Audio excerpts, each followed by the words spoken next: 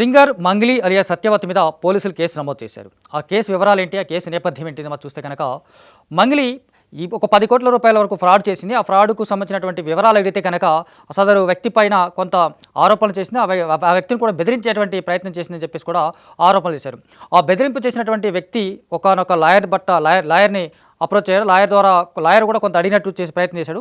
ఆ లాయర్ కూడా ఈ డబ్బులకు సంబంధించినటువంటి వివరాలు తెలుసుకుందామని చెప్పేసి ప్రయత్నం చేస్తూ ఉంటే అతనిపైన కూడా బెదిరింపులు చేశారు. ఆ తర్వాత అతని మీద హత్య ప్రయత్నం కూడా చేస్తామని చెప్పేసి కూడా వాళ్ళు బెదిరించారని కూడా ఆరోపిస్తూ ఆ లాయరు కేసు నమోదు చేశాడు. ఆ కేసుని తీసుకున్నటువంటి పోలీసులు కూడా ఇమీడియట్గా దాన్ని సీరియస్గా యాక్షన్ తీసుకునే ప్రయత్నం భాగంగా ఆ కేసును నమోదు చేశారు. దాని మీద ప్రస్తుతానికి దర్యాప్తు చేస్తున్నారు. నిజానికి కేవలం 10 కోట్లు మాత్రమే చీటింగ్ జరుగుతుందంటే మాత్రం దీని వెనక 100 కోట్లకు పైగా ఉన్నటువంటి పెద్ద స్కామ్ కూడా ఇంటర్నల్గా కనిపిస్తోందని మాత్రం ఇండైరెక్ట్గానే తెలుస్తోంది. ఆ కారణంగానే కొన్ని రోజుల కింద 100 కోట్ల స్కామ్ వెనకాల మంగ్లీ కూడా కొంత రీసెంట్గా వచ్చినటువంటి ఆమె లాయరు ఒక ప్రెస్ మీట్ పెట్టేసి పబ్లిక్గా తను మాట్లాడుతూ ఇవన్నీ తప్పులు, ఇవన్నీ ఆరోపణలు చేసినటువంటి వివరాలు కూడా అవన్నీ నిరాధారమైనని చెప్పేసి కూడా ఆ లాయర్ కూడా చెప్పాడు.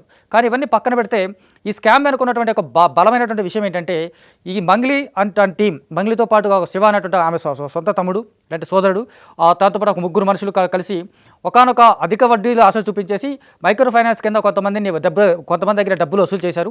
ఆ డబ్బుల పట్ల మళ్ళీ వాళ్ళు తిరిగి అడుగుతుంటే వీళ్ళు దాన్ని నిర్లక్ష్యం వహిస్తూ ఉన్నారు, నిర్లక్ష్యంగా మాట్లాడుతున్నారు. ఎక్కడ కూడా అతను కనీసం వసూలు చేసినటువంటి డబ్బులు కూడా వెనక్కి ఇవ్వమని చెప్పేసి అంటే అధిక వడ్డీతో పక్కన పెడితే ముందు కనీసం వసూలు చేసినటువంటి డబ్బుల పట్ల ఇవ్వాలని చెప్పేసి కూడా అడుగుతుంటే కూడా చాలా నిర్లక్ష్యంగా మాట్లాడుతున్నారు, నిర్లక్ష్యంగా వ్యవహరిస్తున్నారు. దాంతోపాటు కొంతమంది పైన బెదిరింపులు కూడా పాల్పడుతున్నారని చెప్పేసి కూడా చాలా కాలంగా మనకు వార్తలు వినిపిస్తున్నాయి. ఆ వార్తలను నిరాధారం అని చెప్పేసి కూడా ఆమె లాయర్ చెప్పినప్పుడు కూడా తాజాగా బయటపడ్డటువంటి విషయం చూస్తే కనుక 10 కోట్లకమైనటువంటి ఫ్రాడ్ ఇది. అంటే కేవలం 10 కోట్లేనా అంటే కేవలం ఆ లాయర్ సుబ్బారావు అనేటువంటి లాయరు తన క్లయింట్స్కి సంబంధించినటువంటి ఒక 10 కోట్ల మేరకు మాత్రమే అతను మాట్లాడినటువంటి విధానం కావచ్చు, అది పెట్టినటువంటి కేసు కావచ్చు. మిగతా 90 కోట్లు లేదా ఇంకా 100 కోట్లకు పైగా చాలామంది ఎంత కంప్లైంట్స్ ఇవ్వకుండా వెనక్కి ఆగిపోయారు. చాలామంది దాన్ని ఎందుకు లైట్ తీసుకున్నారు, లేదంటే చాలామంది ఆమె మీద లేదా ఆమె టీం మీద కంప్లైంట్ చేయడానికి కాస్త ముందుకు రావడానికి ఇబ్బంది పడ్డారనే సందర్భంగా మనకు కనిపిస్తోంది. ఆ కారణంగానే వీళ్ళు దాదాపుగా చేసినటువంటి దందాలు కావచ్చు, లేకపోతే డబ్బులు దండుకునేటువంటి విధానం కావచ్చు, ఇవన్నీ కూడా ఇంటర్నల్గా మనకు కనిపిస్తున్నటువంటి అంశాలుగా కనిపిస్తాయి. మంగ్లీతో పాటు శివ కావచ్చు, లేకపోతే మిగతా వాళ్ళ 3 పైన కూడా కేసు నమోదు చేశారు. దీనికి విశేషం ఏంటంటే సినిమా డైరెక్టర్ వేణు ఉడుగుల కూడా ఈ కేసులో ఇన్వాల్వ్ అయి ఉన్నాడు. కాకపోతే అతని మీద కేసు నమోదు చేయలేదు.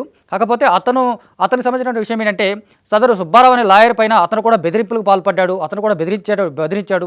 అతను లాయర్ డబ్బులు అడిగినప్పుడు ప్రతిసారి కూడా వేణు ఉడుగుల కూడా బెదిరించాడని చెప్పేసి కూడా ఇండైరెక్ట్గా మనకి చెప్తున్నటువంటి వార్తగా కనిపిస్తుంది మనకు. అంటే ఆ కారణంగా వేణు ఉడుగుల కూడా ఇందులో ఇన్వాల్వ్ అయ్యాడు. అంటే మంగ్లీ వేణు ఉడుగుల కలిపి కూడా ఒక టీమ్గా కనిపిస్తున్నట్టుగా కూడా మనకి ఇండైరెక్ట్గా కనిపిస్తుంది.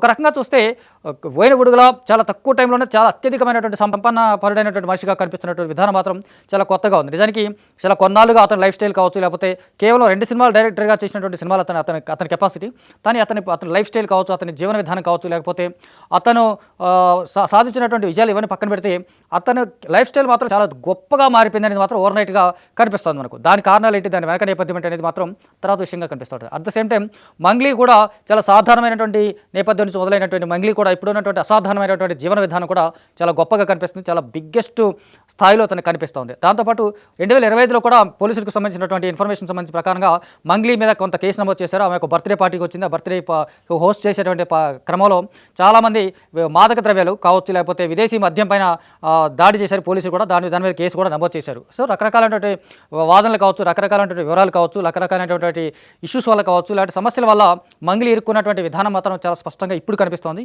కేవలం 10 కోట్ల రూపాయలతో మాత్రమే ఇప్పుడు ఆ కేసు మాత్రం కనిపిస్తుంది. భవిష్యత్తులో ఇంకో 100 కోట్లకు సంబంధించి కాబట్టి ఇన్ఫర్మేషన్ కాబట్టి ఇంకొంతమంది కూడా కేసు నమోదు చేసే అవకాశం ఉంది, ఇంకొంతమంది కూడా ముందుకు వచ్చేటువంటి అవకాశం ఉంది, ఇంకొంతమంది కూడా తనపైన బెదిరింపులు పాల్పడ్డారా, లేకపోతే కేవలం డబ్బుల కోసం ఒత్తిడి చేస్తున్నారా, లేకపోతే డబ్బుల కోసం అడుగుతున్నారని చెప్పేసి కూడా ఇవన్నీ కూడా తెలియాల్సినటువంటి విషయాలుగా కనిపిస్తుంది. మొత్తంగా అయితే సింగర్ మంగ్లీ చేస్తున్నటువంటి నేపథ్యం వేరుగా ఉంటుంది, ఆమె నేపథ్యం వేరుగా కనిపిస్తుంది, ఆమె జీవన విధానం వేరుగా కనిపిస్తుంది. దాంతోపాటు వచ్చినటువంటి ఆరోపణలు కూడా చాలా ప్రధానమైనటువంటి ఆరోపణలు కనిపిస్తుంది, బలమైనటువంటి ఆరోపణలు కూడా కనిపిస్తూ ఉన్నాయి. మరి ఈ ఆరోపణల పట్ల మంగ్లీ అండ్ టీం ఎలా రియాక్ట్ అవుతుంది, లేకపోతే మంగ్లీ రియాక్షన్ ఎలా ఉండబోతుంది, దాంతోపాటు మంగ్లీ కేసులో దానికి ఇన్వాల్వ్ అయ్యిందా లేదా అన్న విషయం మాత్రం చాలా క్లియర్గా తెలియాల్సి ఉంది. మొత్తంగా మంగ్లీకి సంబంధించినటువంటి విషయాలు మాత్రం ఈ మధ్యకాలంలో చాలా హాట్ టాపిక్గా కనిపిస్తూ ఉన్నాయి.